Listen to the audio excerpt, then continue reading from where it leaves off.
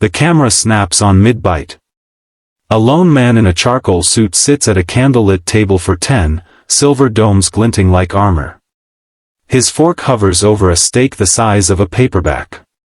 The restaurant is empty except for him, the waiters frozen in the shadows, and the soft clink of his own loneliness. "Tonight," he says to the lens, voice low, "I thought I'd eat alone." Then the door creaks. A small girl in a patched shower camise steps inside, clutching her brother's hand.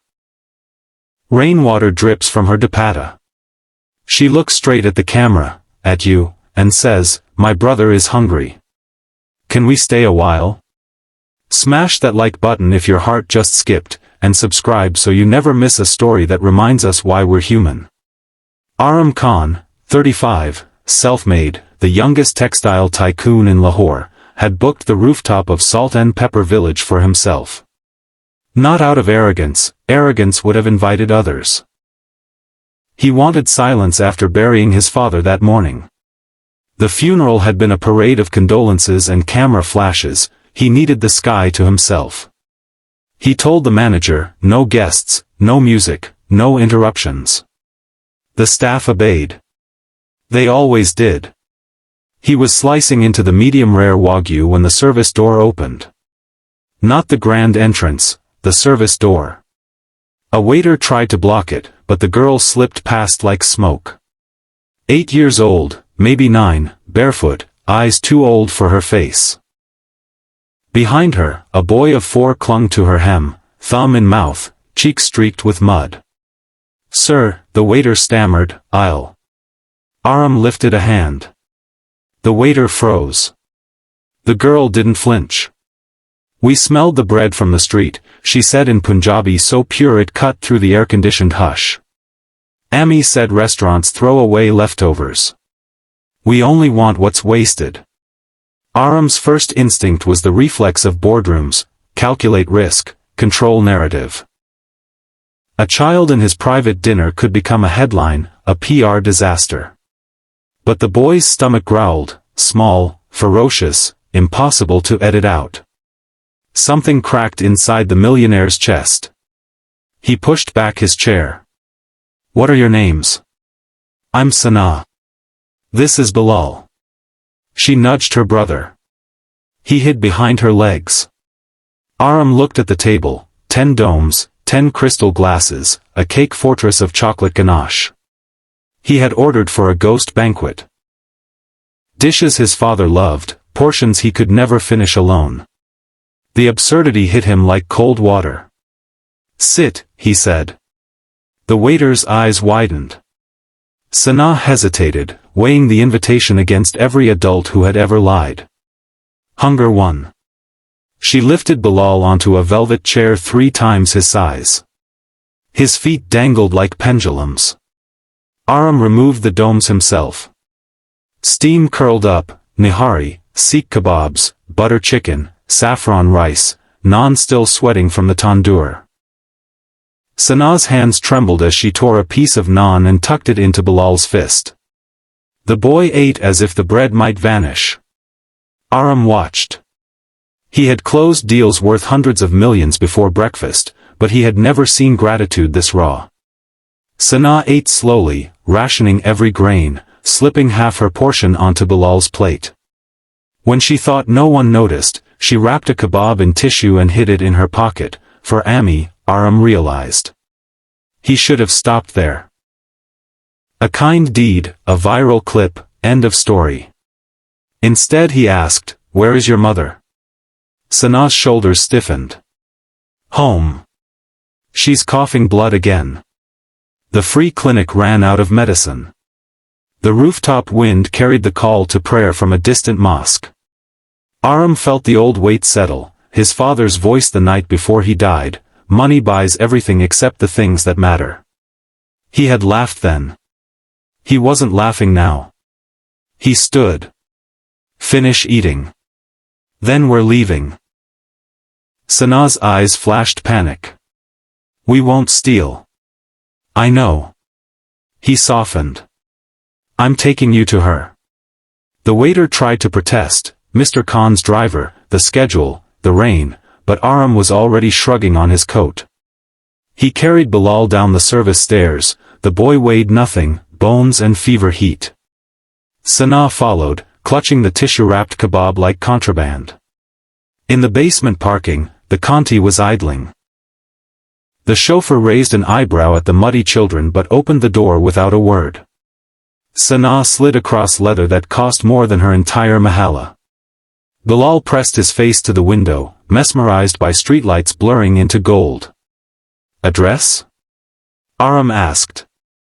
Sanaa gave a lane in Bati gate so narrow the car couldn't enter. They parked under a flickering tube light. Aram stepped out in Italian loafers that sank into sewage.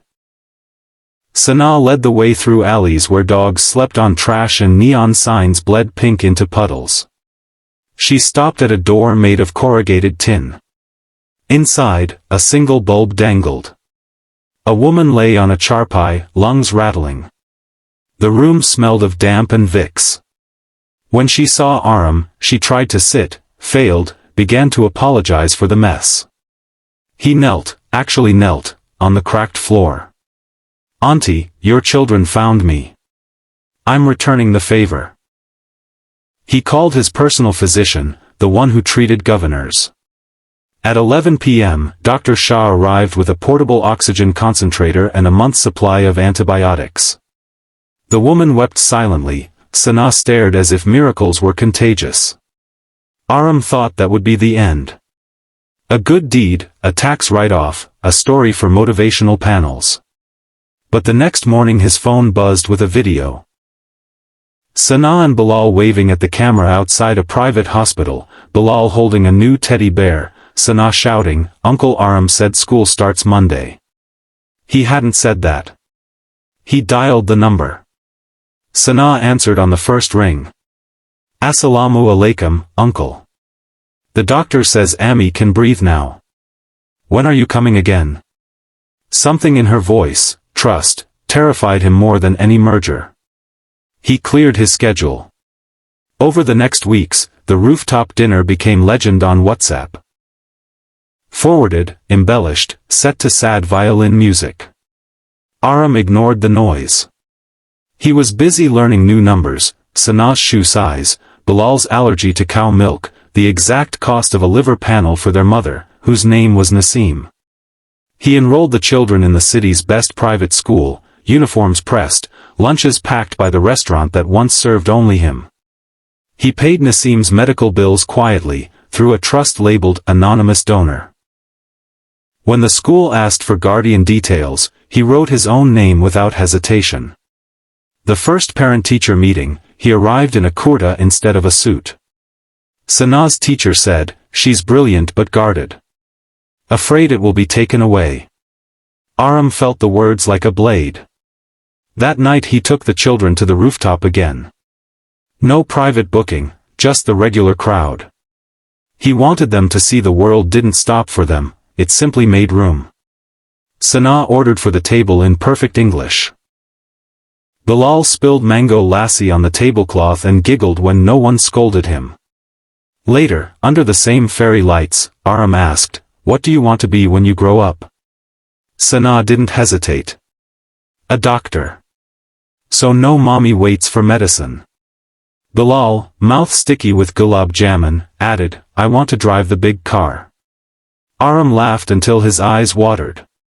He hadn't laughed since his father's diagnosis. Months passed. Nasim's hair grew back thick and black. Sanaa topped her class. Bilal learned to read the word brother and wrote it on every drawing. The trust quietly paid for 10 more children from the mahalla. Word spread that the rooftop uncle listened. 1 year later, Aram stood at the same table, but now it groaned under platters shared with 20 kids in crisp uniforms. The camera rolled again. He looked older, softer around the eyes. He lifted a glass of ruafsa. "A year ago I thought I'd eat alone. Then a girl asked to stay a while. He found Sanaa in the crowd, she winked. Turns out hunger isn't just for food. Sometimes we're starving for family." The children cheered. Bilal climbed into his lap, sticky fingers on Aram's beard. Sana raised her phone, filming for her own little channel now. Title, Uncle Aram's Kitchen. Aram spoke to the lens, to you. If a poor girl can walk into a millionaire's silence and rewrite his story, imagine what you can do with one open door. Like this video if you believe second chances are real. Subscribe, because tomorrow another Sana might need you to stay a while. The screen faded to a single line glowing white. One table. Two worlds. A lifetime of belonging. And in the comments, the first one appeared, pinned by the channel. Uncle, the rooftop is booked every Friday now. Bring your hunger. We saved you a seat.